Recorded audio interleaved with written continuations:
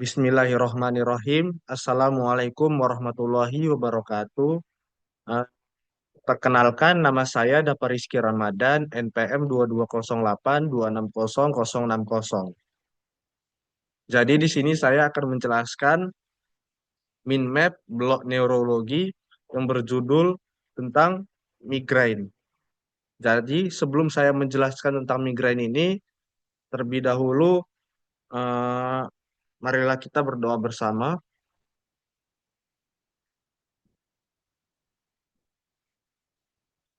Baik, jadi apa itu migrain? Migrain itu dia suatu gangguan periodi yang ditandai dengan nyeri kepala unilateral atau di sebagian atau di sebelahnya dan berhubungan dengan gangguan penglihatan serta muntah. Etiologinya dia menstruasi biasa pada hari pertama menstruasi atau sebelumnya. Atau bisa juga karena perubahan hormonal, baru bisa juga karena puasa dan terlambat makan, bisa juga karena makanan, cahaya kilat atau berkelip, bisa juga banyak tidur atau kurang tidur, dan bisa juga karena faktor psikologis. Patofisiologinya bisa karena teori vaskular, bisa juga karena teori neurovaskular dan teori CSD. Dan teori vaskular itu dia berdasarkan teori ini, aura pada migrain diakibatkan vasokonstriksi pembuluh darah intrakranial yang menginduksi iskemia jaringan selanjutnya terjadi rebound vasodilatasi dan mengaktifkan saraf nociceptif perivaskular yang akhirnya menyebabkan migrain. Selanjutnya faktor risikonya, yang pertama tekanan darah tinggi, hiperkolesterolemia, gangguan sensitivitas insulin, kadar homosintesis tinggi, stroke, riwayat penyakit jantung koroner. Klasifikasinya bisa karena ada dua, common migraine atau yang tanpa aura dan klasik migraine yang dengan aura. Manifestasi klinisnya yang pertama nyeri kepala unilateral, berdenyut, intensitas sedang atau berat, serangan selama 4 sampai 72 jam, gejala bertambah berat dengan aktivitas fisik, nausea, fotofobia dan fonofobia.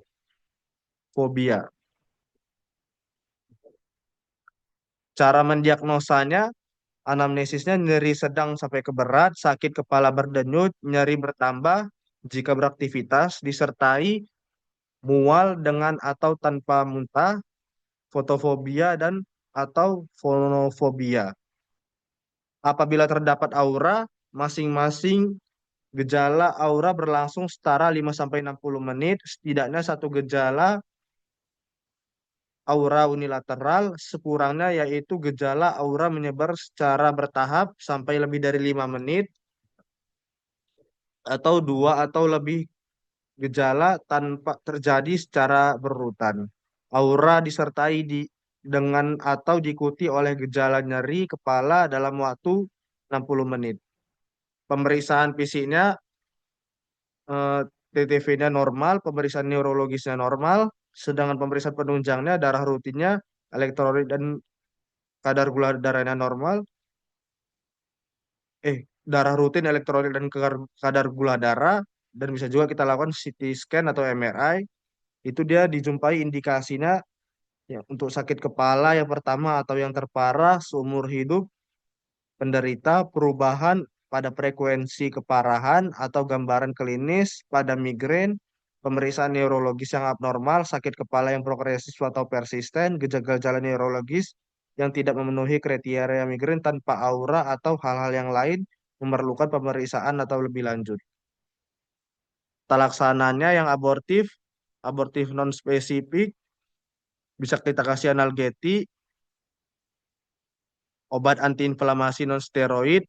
Bisa yang abortif spesifik, kita kasih triptan dihidroegotamin atau ergotamin, diberikan jika analgetik atau OAINS tidak ada respon. Dan yang profilaksisnya beta blocker, itu dia bisa propanolol 80 sampai 24 mili 20 240 miligram per hari sebagai lini pertama, dan timolol 10 sampai 15 miligram 2 kali per hari, dan metoprolol 45 sampai 200 miligram per hari. Obat dapat sebagai obat profilaksis alternatif. Dan selanjutnya yang anti epilepsi topiramate 25 sampai 200 miligram per hari. Profilaksisnya migrain episodik dan kronik. Yang antidepresan amitriptilin 10 sampai 75 miligram untuk profilaksis migrain, untuk provokasi migrain. Dan yang obat antiinflamasi non-steroid, ibuprofen 200 miligram 2 kali sehari. Komplikasinya, migrain kronis, status migrainous, serangan migrain lebih dari 72 jam, aura persisten tanpa infrak, migrainous infrak, migrain regener, seizure, dan prognosisnya yang ad vitamin, ad boram, ad sanationam, ada malam hari, ada malam, ad functionam, ad bonam. Edukasinya terapi komprehensif, migrain mencakup terapi akut dan profilaksis. Manajemen faktor pencetus dan gaya hidup melalui strategi self-management. Menggunakan obat akut atau profilaksi secara wajar. Referensinya ada 3. Yang pertama, Penghimpun Dokter Spesialis Saraf Indonesia, Panduan Praktis Klinis Neurologi per dosis 2016, Aninta Dewiratman, W. Buku Ajar Neurologi Jilid 2, edisi pertama Jakarta, Departemen Neurologi 2000, FKUI 2017, dan yang terakhir, Aulia A 2022, Hubungan Stres dengan Kejadian Migrain pada Mahasiswa Preklinik Fakultas Kedokteran Universitas Lampung. Mungkin sekian ini saja dari saya. Jika ada kata-kata saya yang salah, mohon maaf. Dan terima kasih kepada Fakultas Kedokteran Universitas Muhammadiyah Sumatera Utara. Dan sekian, sekalian kita berdoa. Kafaratul majelis, subhanakallahumma wa bihamdika, asyhadu an la ilaha illa anta, astaghfiruka wa atubu ilaik. Sekian, terima kasih. Assalamualaikum warahmatullahi wabarakatuh.